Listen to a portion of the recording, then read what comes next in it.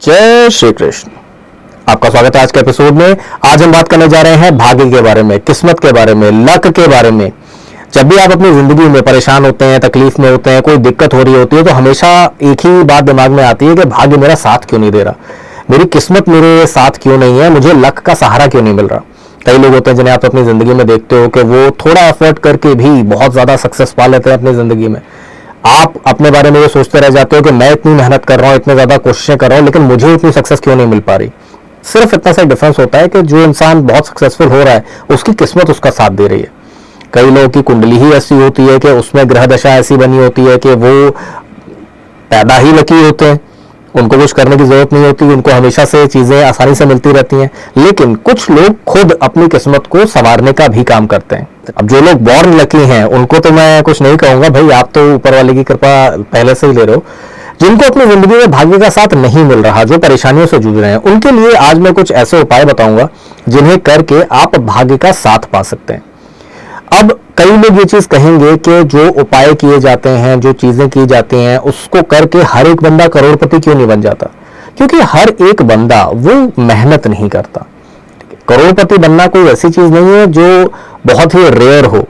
आप आज की डेट में भी, अब तो सोशल मीडिया का जमाना आ गया है, अखबार या न्यूज देखने की भी जरूरत नहीं है। जो आप सुबह से शाम तक सोशल मीडिया स्क्रॉल करते हो उसी में आपको कई ऐसे लोग दिखाई देंगे जिनकी लाइफ स्टोरीज दिखाई जा रही होती है कि ये 3 साल पहले कुछ नहीं थे, 4 साल पहले एकदम जीरो पे थे, इन्होंने एकदम झोपड़ी से ही शुरुआत करी है, आज की डेट में इतने बड़े हो गए। ये सब कैसे हो रहा है। अगर उनको पहले से ही सब कुछ मिल जाना था तो इतने समय तक वेट क्यों करना पड़ा। क्योंकि जब किस्मत का सहारा मिलता है, जब आपके ग्रह दशा अच्छी होती है, तभी आप अपनी जिंदगी में सफल हो सकते हो। अब आप अपनी जिंदगी में ग्रहों का साथ कैसे पा सकते हैं, किस्मत कैसे चमका सकते हैं, इस बारे में आज हम बात करेंगे। आप में से शायद ही कोई ऐसा इंसान हो जो ये बोले कि उसे किस्मत का सहारा नहीं चाहिए, किस्मत का साथ नहीं चाहिए। क्योंकि किस्मत का मतलब ही यही होता है कि आपको मेहनत कम करनी पड़े और आपको फायदा ज्यादा हो जाए। अब इसके कुछ तो होते हैं ग्रहों के उपाय और कुछ होते हैं कॉमन टोटके तरीके। आज कुछ वैसे ही टोटके तरीके और ग्रहों के उपाय भी मैं बताऊंगा आपको। सबसे पहला एक टोटका अगर मैं आपको बताऊं तो शुक्रवार के दिन, शुक्ल पक्ष के शुक्रवार के दिन आप एक ताला खरीद लाइए। ठीक है ना, स्टील का ताला हो, लोहे का ताला हो, शुक्ल पक्ष के शुक्रवार को आप उसे खरीद के लाओगे। बस एक चीज का ध्यान रखना है कि वो ताला लॉक्ड होना चाहिए।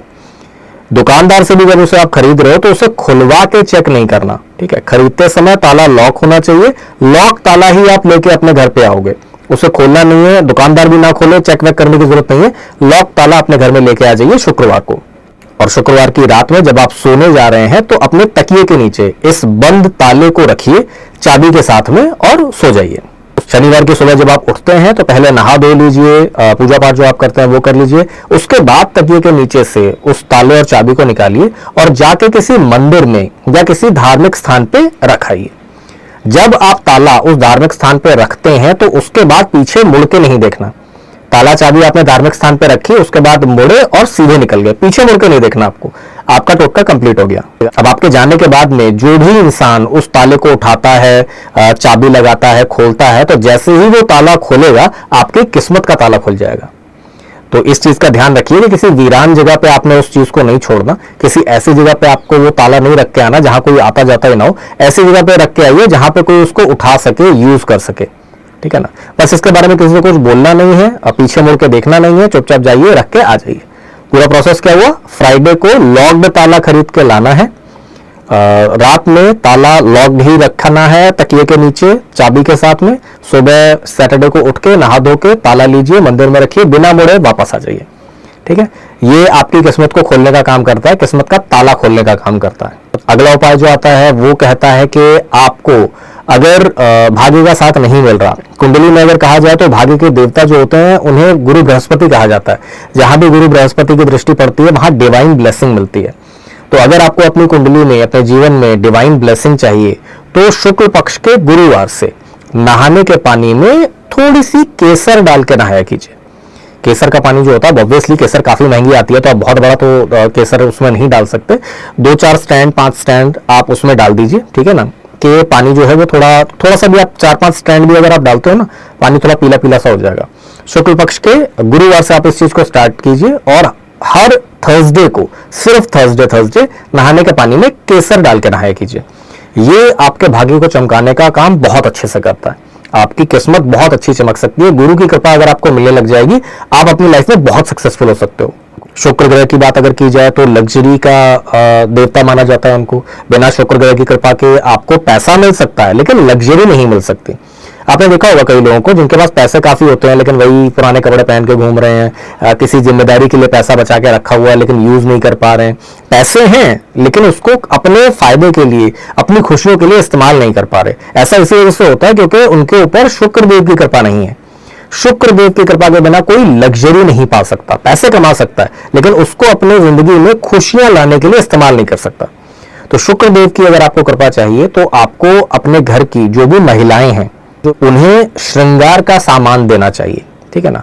चूड़ियां दे सकते हैं आप, सजने संवरने का कोई भी, आज की डेट में तो जैसे ब्यूटी प्रोडक्ट्स बहुत सारे आ गए, लिपस्टिक हो गया और कोई चीज हो गई, सजने संवरने से रिलेटेड जो भी सामान है वो आप अपने घर की महिलाओं को दीजिए।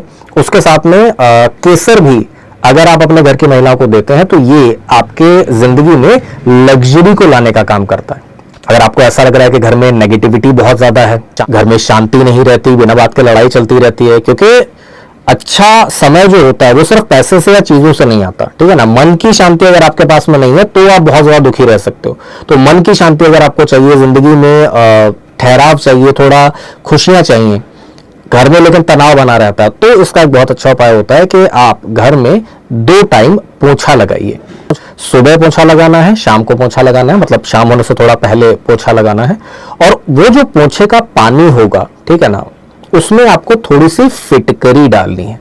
जो फिटकरी का पानी होता है उससे अगर आप सुबह और शाम से थोड़ा पहले घर में पोछा लगाते हैं तो आपके घर में कलह, झगड़े, परेशानियां जो है वो खत्म हो जाती हैं। घर में सौहार्द का, खुशियों का माहौल बन जाता है। आप पोछा नहीं लगा सकते हैं बाई यानी चांस, तो एक और अच्छा उपाय होता है फिटकरी का ही, कि आपका जो घर का मेन डोर है, जहां से आपके घर के अंदर एंटर किया जाता है, वहां पे एक छोटी सी कटोरी में थोड़ी सी फिटकरी डाल के रख दीजिए, ठीक है ना।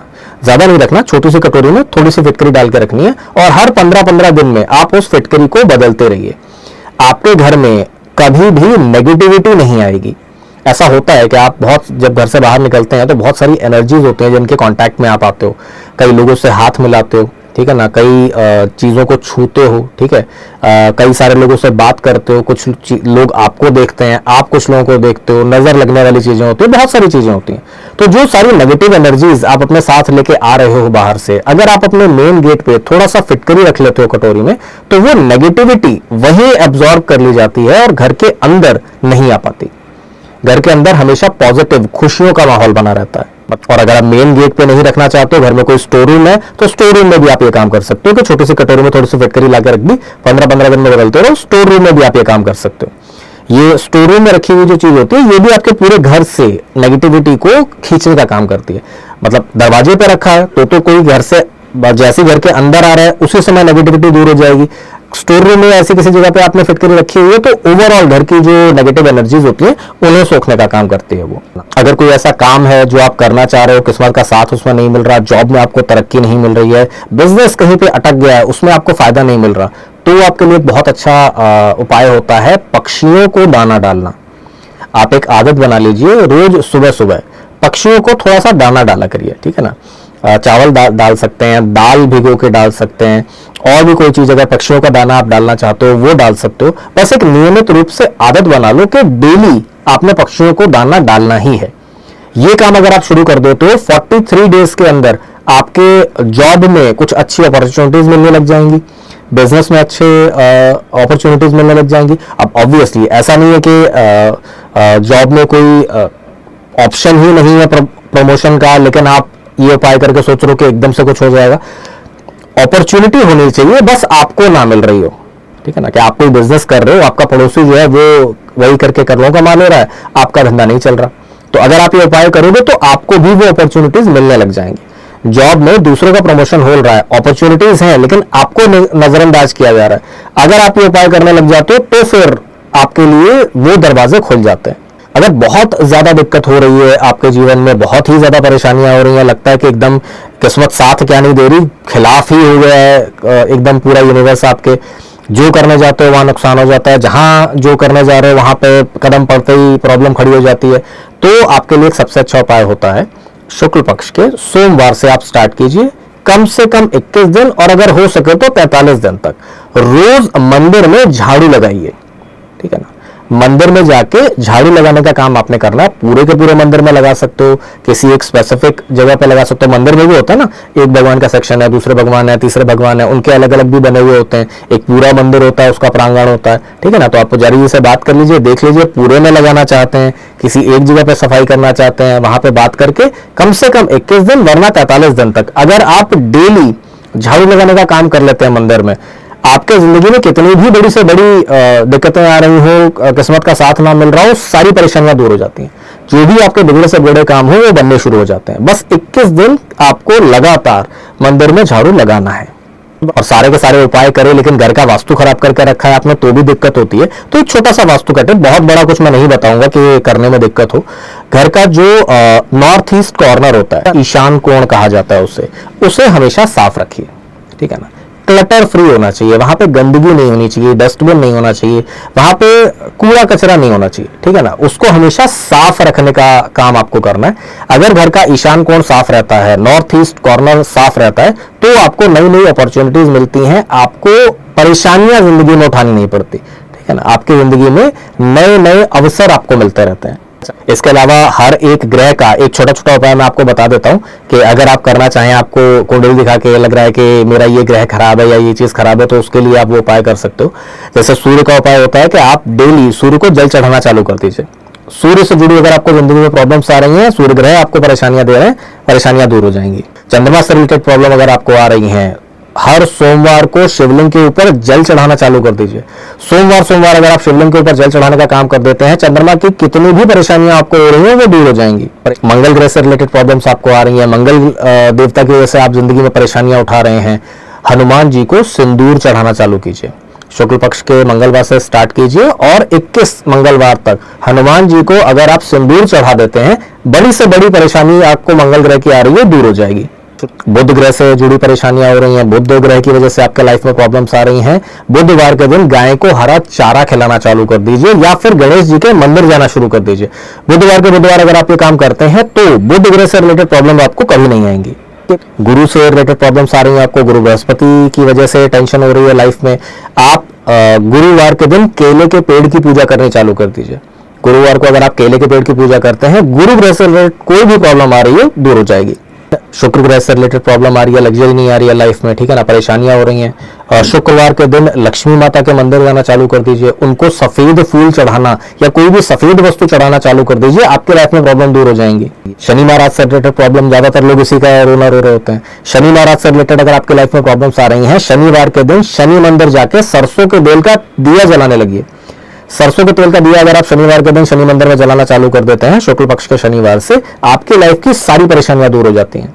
राहु से रिलेटेड कोई भी प्रॉब्लम आपको आ रही है तो भगवान शिव की पूजा करना आपको बहुत ज्यादा फायदा देता है। शिव जी भगवान की पूजा करना आप शुरू कर दोगे, राहु से रिलेटेड कोई प्रॉब्लम आपको नहीं आएगी। केतु से रिलेटेड प्रॉब्लम आ रही है, स्ट्रे डॉग्स को खिलाना चालू कर दीजिए, ठीक है ना।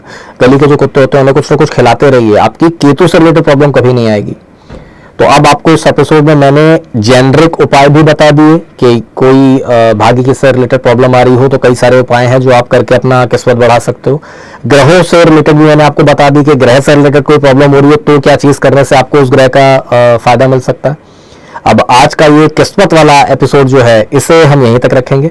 आप इसके बारे में कोई सवाल पूछना चाह रहे हो, अपनी कुंडली के बारे में कुछ जानना चाह रहे हो, किसी और टॉपिक के बारे में कुछ जानना चाह रहे हो कि मैं वीडियो बनाऊं, आप वो मुझे कमेंट में बता सकते हैं, मैसेजेस में बता सकते हैं। उन्हीं से रिलेटेड वीडियो में ज्यादातर बनाने की कोशिश करता हूँ।